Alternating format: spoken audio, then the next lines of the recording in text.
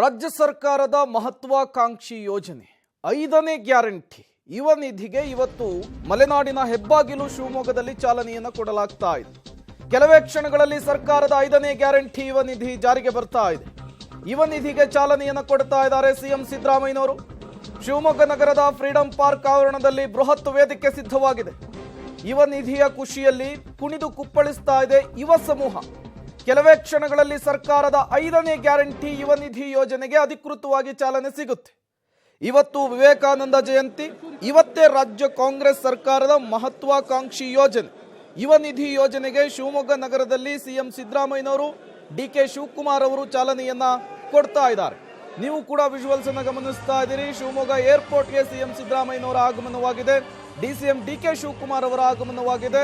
ಹೂಗುಚ್ಛವನ್ನು ಕೊಡುವ ಮೂಲಕ ಇಬ್ಬರನ್ನು ಕೂಡ ಆತ್ಮೀಯವಾಗಿ ಬರಮಾಡಿಕೊಳ್ತಾ ಇದ್ದಾರೆ ಕಾಂಗ್ರೆಸ್ನ ಕಾರ್ಯಕರ್ತರು.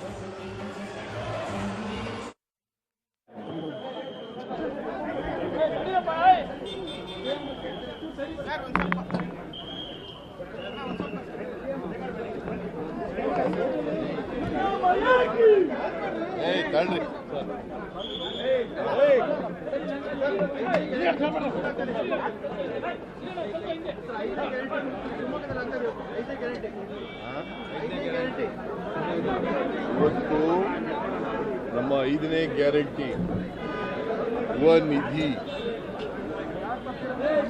ಇದನ್ನ ನಿರುದ್ಯೋಗಿ ಪದವೀಧರರಿಗೆ ಮತ್ತು ನಿರುದ್ಯೋಗಿ ಡಿಪ್ಲೊಮಾ ಹೋಲ್ಡರ್ಸ್ಗೆ, ಪದವೀಧರರಿಗೆ 3,000 ರೂಪಾಯಿ, ಡಿಪ್ಲೊಮಾ ಹೋಲ್ಡರ್ಸ್ಗೆ 1,500 ರೂಪಾಯಿ ತಿಂಗಳಿಗೆ 2 ವರ್ಷದವರೆಗೆ ಕೊಡ್ತೀವಿ. ಇದನ್ನ ಕೊಡೋದ್ರ ಜೊತೆಗೆ, ಈ ಭತ್ಯೆ ಕೊಡೋದ್ರ ಜೊತೆಗೆ ಅವ್ರಿಗೆ ಸ್ಕಿಲ್ ಟ್ರೈನಿಂಗು ಕೂಡ ಕೊಡ್ತೀವಿ. 2 ವರ್ಷದೊಳಗಡೆ ಸ್ಕಿಲ್ ಟ್ರೈನಿಂಗ್ ಕೊಡ್ತೀವಿ. ಕೌಶಲ್ಯ ಅಭಿವೃದ್ಧಿ ಅವರಿಗೆ ಟ್ರೈನಿಂಗ್ ತರಬೇತಿ ಕೊಡ್ತೀವಿ. ಯಾಕೆ ಕೊಡ್ತೀವಿ ಅಂತಂದರೆ ಅವ್ರಿಗೆ ಕೆಲಸ ತಗೊಳ್ಳಿ ಅನ್ನೋ ಕಾರಣಕ್ಕೋಸ್ಕರ. ಈ ಭತ್ಯೆ ಕೊಡ್ತಕ್ಕಂಥದ್ದು 2 ವರ್ಷದವರೆಗೆ. ಒಂದು ವೇಳೆ 2 ವರ್ಷದೊಳಗಡೆ ಕೆಲಸ ಸಿಕ್ಕಿದ್ರೆ ಅವರು ಕೊಡಲ್ಲ. ಅದು ಸರ್ಕಾರಿ ಕೆಲಸ ಇರ್ಬೋದು, ಅಥವಾ ಖಾಸಗಿ ಕೆಲಸ ಇರ್ಬೋದು, ಅಥವಾ ಸ್ವಯಂ ಉದ್ಯೋಗ ಮಾಡ್ತಕ್ಕಂಥದ್ದು ಇರ್ಬೋದು. ಇದನ್ನು ಮಾಡಿದ್ರೆ ಅವ್ರಿಗೆ ಕೊಡಲ್ಲ. ಗೊತ್ತಾಯ್ತಲ್ಲ? ಇಲ್ಲದೆ ಹೋದರೆ 2 ವರ್ಷದವರೆಗೆ ಕೊಡ್ತೀವಿ. ಸ್ಕಿಲ್ ಟ್ರೈನಿಂಗು ಕೂಡ ಕೊಡ್ತೀವಿ ಅವ್ರನ್ನ. ಯಾಕಂತಂದರೆ ಮಾರುಕಟ್ಟೆನಲ್ಲಿ ಏನು ಯಾವುದು ಡಿಮ್ಯಾಂಡ್ ಇದೆ ಇವತ್ತು ಉದ್ಯೋಗ ಸಿಗಬೇಕಾದ್ರೆ ಆ ಟ್ರೈನಿಂಗು ಕೂಡ ಕೊಡ್ತೀವಿ.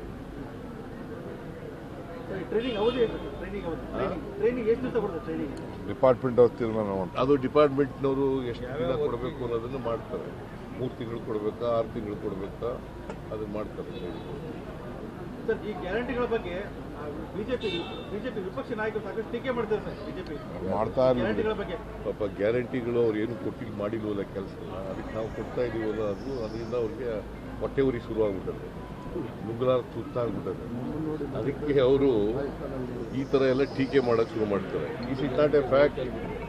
1,18,00,000 ಮಹಿಳಾ ಯಜಮಾನಿಯರಿಗೆ ತಿಂಗಳಿಗೆ 2,000 ರೂಪಾಯಿ ಕೊಡ್ತಾ ಇರೋದು ಸತ್ಯನ ಸುಳ್ಳ? ನೀವು ವೆರಿಫೈ ಮಾಡಿ. ಅವ್ರು ಹೇಳೋದನ್ನ ಕೇಳಕ್ಕೆ ಹೋಗ್ಬಿಡಿ, ವೆರಿಫೈ ಮಾಡಿ. ನಾನು ಹೇಳೋದನ್ನು ಕೇಳಬೇಡಿ, ವೆರಿಫೈ ಮಾಡಿ. ಆಮೇಲೆ ಇವತ್ತಿನವರಿಗೆ 130 ಕೋಟಿ ಮಹಿಳೆಯರು, irrespective of the caste, religion, language, ಅವರೆಲ್ಲರೂ ಕೂಡ 130 ಕೋಟಿ ಮಹಿಳೆಯರು, ಎಲ್ಲ ಜಾತಿಯವರು, ಎಲ್ಲ ಧರ್ಮದವರು ಫ್ರೀಯಾಗಿ KSRTC ಬಸ್ನಲ್ಲಿ ತಿರುಗಾಟ ಮಾಡಿರೋದು ಸುಳ್ಳ? ನೀವು ಯಾರು ಹೆಣ್ಮಕ್ಳು ಕೇಳಿದ್ದೀರಾ? ಕೇಳಿ, ವೆರಿಫೈ ಮಾಡಿ. 200 ಯೂನಿಟ್ವರೆಗೆ ಫ್ರೀಯಾಗಿ ವಿದ್ಯುತ್ ಕೊಡ್ತಾ ಇರ್ತಕ್ಕಂಥದ್ದು ಸುಳ್ಳ? 1,51,00,000 1,51,00,000 ಜನರಿಗೆ, ಕುಟುಂಬಗಳಿಗೆ ಫ್ರೀಯಾಗಿ ವಿದ್ಯುತ್ತನ್ನು ಕೊಡ್ತಾರೆ. ಸುಳ್ಳ ಅದು? ಅನ್ನಭಾಗ್ಯ ಕಾರ್ಯಕ್ರಮ 170 ರೂಪಾಯಿ ಪ್ರತಿಯೊಬ್ಬರಿಗೆ ಕೊಡ್ತಾ ಇದ್ದೀವಿ. 34 ರೂಪಾಯಿ ಇರುತ್ತೆ 1 kgಗೆ, 5 kgಗೆ 170 ರೂಪಾಯಿ ಕೊಡ್ತಾ ಇದ್ದೀವಿ. ಸುಳ್ಳ? ಅವರು ಹೇಳ್ತಾರೆ ಅಂತಂದರೆ ನೀವು ವೆರಿಫೈ ಮಾಡಿ ಅವ್ರನ್ನ. ನಾನು ಹೇಳೋದನ್ನು ವೆರಿಫೈ ಮಾಡಿ, ಅವ್ರು ಹೇಳೋದನ್ನು ವೆರಿಫೈ ಮಾಡಿ, ಕಮ್ ಟು ಸಮ್ ಕನ್ಕ್ಲೂಷನ್. ಆಮೇಲೆ ಏನು ಬರೀಬೇಕು ಸತ್ಯ ಬರೀರಿ. ಸರ್, ಈ ಗ್ಯಾರಂಟಿ ಯೋಜನೆಗಳು ಮುಂದೆ ಬರುವ ಲೋಕಸಭಾ ಚುನಾವಣೆಯಲ್ಲಿ ಪ್ರಭಾವ ಬೀರುತ್ತೆ. ಜೊತೆಗೆ ಇದೇ ತರ ಲೋಕಸಭಾ ಚುನಾವಣೆಗೋಸ್ಕರ ಮಾಡಿರೋದಲ್ಲ ಇದು, ಅಥವಾ ಓಟ್ಗೋಸ್ಕರ ಮಾಡಿರ್ತಕ್ಕಂಥದ್ದಲ್ಲ ಇದು. ಇದು ಮಾಡಿರ್ತಕ್ಕಂಥದ್ದು ಬಡವರಿಗೆ, ಮಧ್ಯಮ ವರ್ಗದ ಜನರಿಗೆ ಆರ್ಥಿಕವಾಗಿ ಸಾಮಾಜಿಕವಾಗಿ ಶಕ್ತಿ ತುಂಬಬೇಕು, ಅವರು ಮುಖ್ಯವಾಹಿನಿಗೆ ಬರಬೇಕು ಅಂತ ಮಾಡಿರ್ತಕ್ಕಂಥದ್ದು. ಇದು ಯಾವ ಪ್ರಿನ್ಸಿಪಲ್ ಮೇಲೆ ಮಾಡಿದ್ದೀವಿ ಅಂತಂದರೆ ಯೂನಿವರ್ಸಲ್ ಬೇಸಿಕ್ ಇನ್ಕಮ್. ಈಗ ನಿಮ್ಮ ಹತ್ರ ದುಡ್ಡಿರಲ್ಲ, ದುಡ್ಡು ಕೊಟ್ಟಿರ್ತಾರೆ, ನೀವು ವ್ಯಾಪಾರ ಮಾಡೋಕ್ಕೆ ಹೋಗೋದು ಅಥವಾ ಬೇರೆ ಕಸುಬು ಮಾಡೋಕ್ಕೆ ಹೋಗೋದು. ದುಡ್ಡೇ ಇಲ್ಲದವ್ರು ಏನು ಮಾಡ್ತೀರಿ? ಸೊ ಅದನ್ನು ನಾವು ಇವತ್ತು ಒಂದು ಕುಟುಂಬಕ್ಕೆ ಸುಮಾರು 4,000 ರಿಂದ 5,000 ರೂಪಾಯಿ ನಗದು ಹಣ ಸೇರ್ತಾರೆ ತಿಂಗಳಿಗೆ. ಪ್ರತಿ ತಿಂಗಳಿಗೆ 4,000 ರಿಂದ 5,000 ರೂಪಾಯಿ ಸೇರ್ತಾ ಇದೆ. ವರ್ಷಕ್ಕೆ 50,000 ರಿಂದ 48,000 ರಿಂದ 50,000 ರೂಪಾಯಿ ಸೇರ್ತದೆ. Is it not a benefit to the people who are poor in the society? ಬೆಲೆ ಏರಿಕೆ ಆಗಿದೆ, ಪೆಟ್ರೋಲ್ ಡೀಸೆಲ್ ಬೆಲೆ ಎಲ್ಲ ಜಾಸ್ತಿ ಆಗಿದೆ, ಗ್ಯಾಸ್ ಬೆಲೆ ಎಲ್ಲ ಜಾಸ್ತಿ ಆಗಿದೆ, ಆಹಾರ ಪದಾರ್ಥಗಳ ಬೆಲೆಗಳೆಲ್ಲ ಜಾಸ್ತಿ ಆಗಿದೆ, ಅನ್ಎಂಪ್ಲಾಯ್ಮೆಂಟ್ ಜಾಸ್ತಿ ಆಗಿದೆ. ಇದಕ್ಕೆಲ್ಲ ಶಕ್ತಿ ಇರಬೇಕಲ್ಲ, ಬಡವರಿಗೆ ಶಕ್ತಿ ಇರಬೇಕಲ್ಲ, ಕೊಂಡ್ಕೊಳ್ತಕ್ಕಂಥ ಶಕ್ತಿ ಇರಬೇಕಲ್ಲ. ಅದಕ್ಕೋಸ್ಕರ ಈ ಕಾರ್ಯಕ್ರಮ. ಇಷ್ಟೊಂದು ಜನಪ್ರಿಯ ಗ್ಯಾರಂಟಿಗಳು ಕೊಡ್ತಾ ಇದ್ದೀರಾ? ಜನಪ್ರಿಯ ಅಲ್ರಿ, ಆರ್ಥಿಕ ಸಾಮಾಜಿಕ ಕಾರ್ಯಕ್ರಮಗಳು ಅಂತ ಹೇಳಿ ಕುಮಾರಸ್ವಾಮಿ ಅದೇ ಟೀಕೆ ಮಾಡ್ತಿದ್ದಾರೆ ಸರ್. ವಿನಾಕಾರಣವಾಗಿ ಹಣ ಪೋಲು ಮಾಡ್ತಿದ್ದಾರೆ, ಯಾರ್ದೋ ದುಡ್ಡು ಎಲ್ಲ ಜಾತ್ರೆ ಮಾಡ್ತಿದ್ದಾರೆ ಕುಮಾರಸ್ವಾಮಿಗೆ ನಾನು ಟೀಕೆಗೆ ಯಾಕಂದ್ರೆ ಸುಳ್ಳು ಹೇಳೋದು ಕುಮಾರಸ್ವಾಮಿ, ಅದರಿಂದ ನಾನು ರಿಯಾಕ್ಟ್ ಮಾಡೋದು. ಬರೀ ಸುಳ್ಳು ಹೇಳೋದು. ಕುಮಾರಸ್ವಾಮಿ ಅಂದ್ರೆ ಸುಳ್ಳು, ಸುಳ್ಳು ಅಂದ್ರೆ ಕುಮಾರಸ್ವಾಮಿ. ಅದರಿಂದ ನಾನು ಉತ್ತರ ಕೊಡೋದು. ಇನ್ನೇನಾದ್ರು ಇದ್ರೆ ಕೇಳಪ್ಪ. ನೋಡಪ್ಪ, ಆಹ್ವಾನ ಬಂದಿಲ್ಲ. ಶ್ರೀರಾಮಚಂದ್ರನ ನಾವು ಪೂಜೆ ಮಾಡೋದ್ರಲ್ಲಿ ಅವ್ರಿಗಿಂತೇನು ಹಿಂದೆ ಬಿದ್ದಿಲ್ಲ. ನಾವು ಶ್ರೀರಾಮಚಂದ್ರನ ನಾವು ಶ್ರೀರಾಮನ ಭಕ್ತರು ಕೂಡ ನಾವು. ಅದನ್ನು ರಾಜಕೀಯ ಮಾಡಕ್ಕೆ ಕೊಟ್ಟಿದ್ದಾರೆ.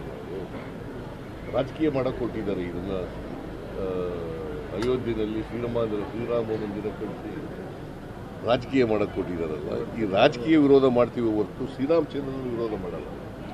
ನಾನು ನೋಡ್ತೀನಿ, ಇದಾದ್ಮೇಲೆ 22ನೇ ತಾರೀಕು ಆದ್ಮೇಲೆ ಯಾವ ಪುಸ್ತಕ ಸಿಕ್ಕಾಗ ಅಲ್ಲಿ ಹೋಗಿ ನೋಡ್ಕೊಬರ್ತೀನಿ ಅಯೋಧ್ಯೆಯಲ್ಲಿ ಶ್ರೀರಾಮಚಂದ್ರ. ಆಮೇಲೆ ಇಡೀ ರಾಜ್ಯದಲ್ಲಿ ನಮ್ಮ ಎಲ್ಲ ದೇವಸ್ಥಾನಗಳ ಕಾರ್ಯಕರ್ತರು ಕೂಡ ದೇವಸ್ಥಾನಕ್ಕೆ ಹೋಗಿ ರಾಮ ಮಂದಿರಕ್ಕೆ ಹೋಗಿ ಪೂಜೆ ಮಾಡ್ತಾರೆ. ಯಾರನ್ನ ಬಿಜೆಪಿಯವರ ರಾಜಕೀಯ ಅಷ್ಟೇ ವಿರೋಧ ಮಾಡೋದು. ಇಲ್ಲ, ಅದ್ರ ಬಗ್ಗೆ ನೋ ಡಿಸ್ಕಷನ್. ಈಗ 21ನೇ ತಾರೀಕು ಕರ್ನಾಟಕ ರಾಜ್ಯದ ಕಾಂಗ್ರೆಸ್ನ ಕಾರ್ಯಕರ್ತರ ಸಮಾವೇಶನ ಮಂಗಳೂರಲ್ಲಿ ಇಟ್ಕೊಂಡಿದ್ದೀವಿ. ಎಲ್ಲ ನಮ್ಮ ಕಾರ್ಯಕರ್ತರು ಮುಖಂಡರುಗಳು ಮಂಗಳೂರಿಗೆ ಪಾರ್ಟಿಸಿಪೇಟ್ ಮಾಡಬೇಕು. ಇದು AICC ಅಧ್ಯಕ್ಷರು ಮತ್ತು ಎಲ್ಲ ನಾಯಕರುಗಳು 21ನೇ ತಾರೀಕು ಅಲ್ಲಿಗೆ ಬರ್ತಾ ಇದ್ದಾರೆ.